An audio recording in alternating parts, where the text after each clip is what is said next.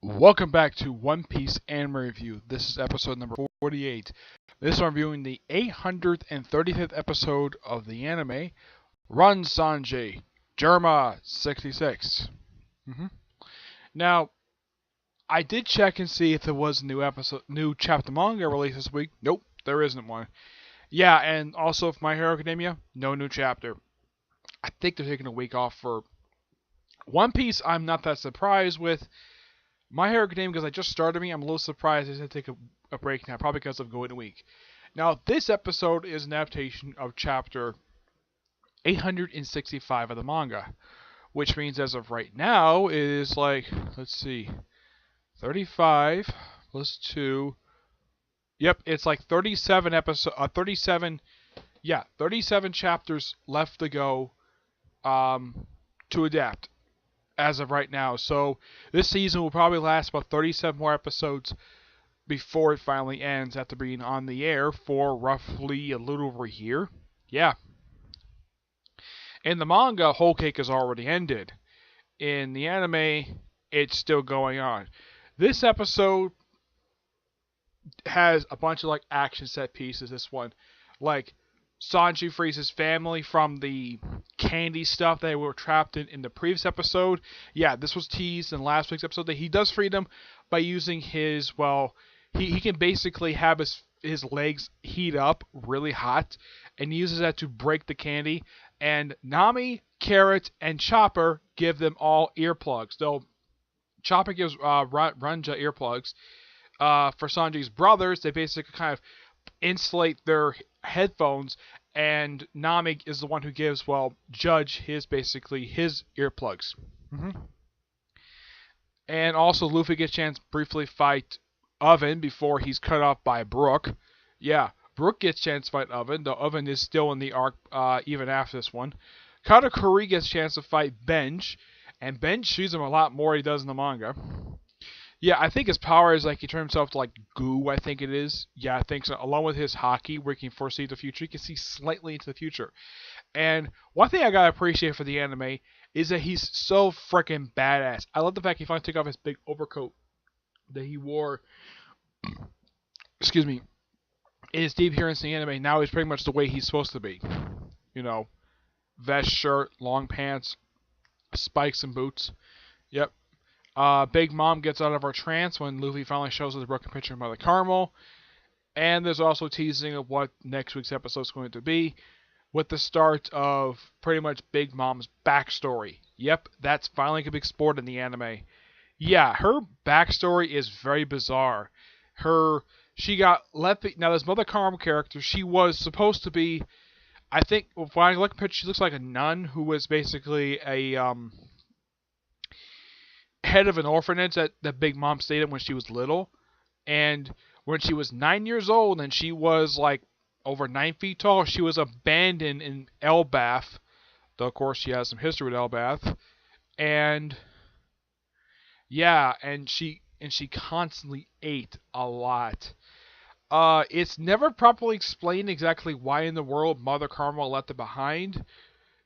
She just left it behind, and as far as I know, Mother Carmel has never shown up present day.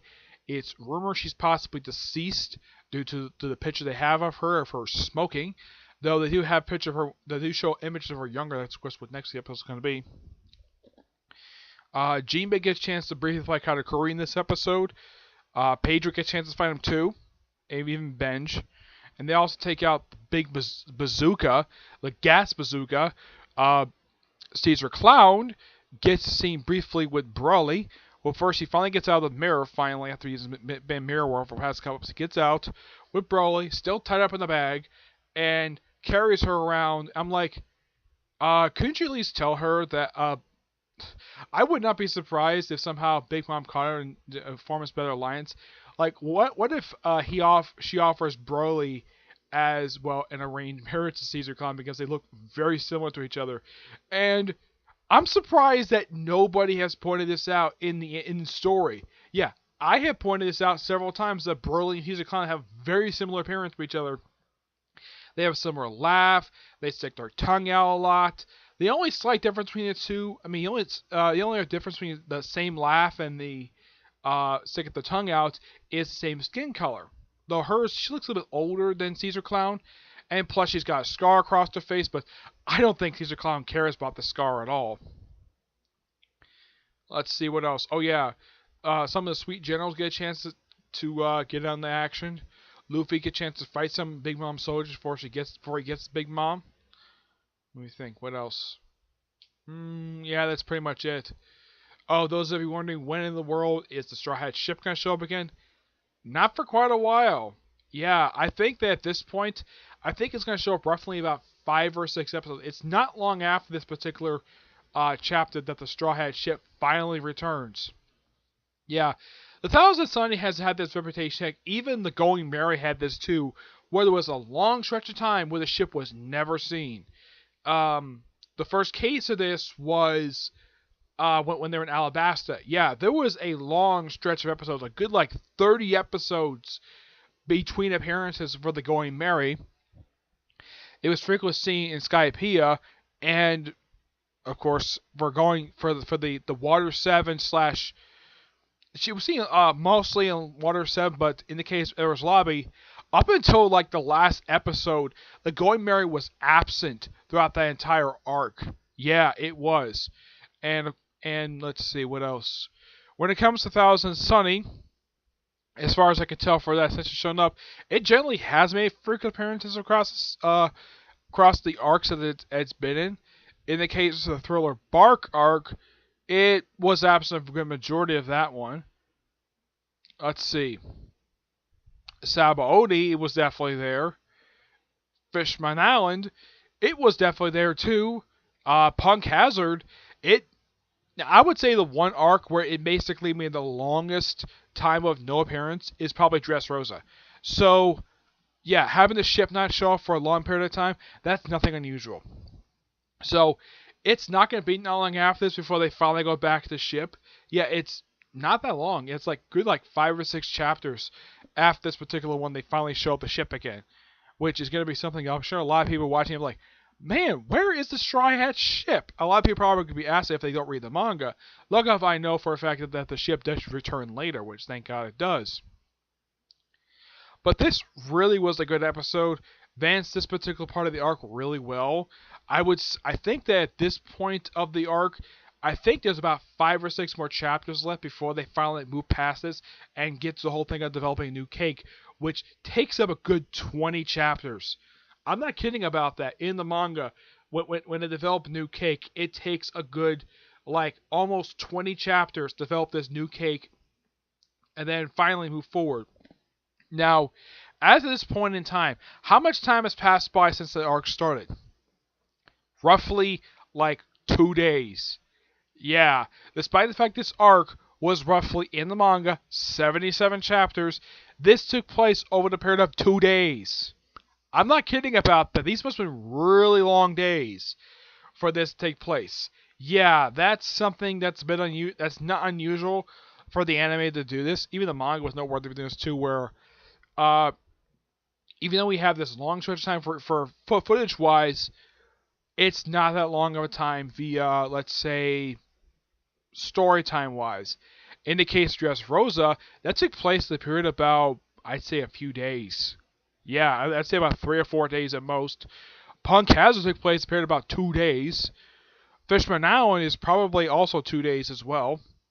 I would say Alabasta, that one probably took the longest stretch of time, because if you watch the anime, it takes a period of about 2 weeks over the course of the whole entire thing, because they were wandering in the desert for a couple weeks. Let me think about what else. Let's see, Skypiea, a few days. So some of these, I would say about 2 or 3 days at most. I would say with the exception of the time skip, Dressrosa is the longest period of time a story takes place. Yeah, actually not Dressrosa, more like Alabasta.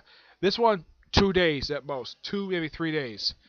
Though they actually do leave, take some while to get to Whole Cake when they get there. Yeah.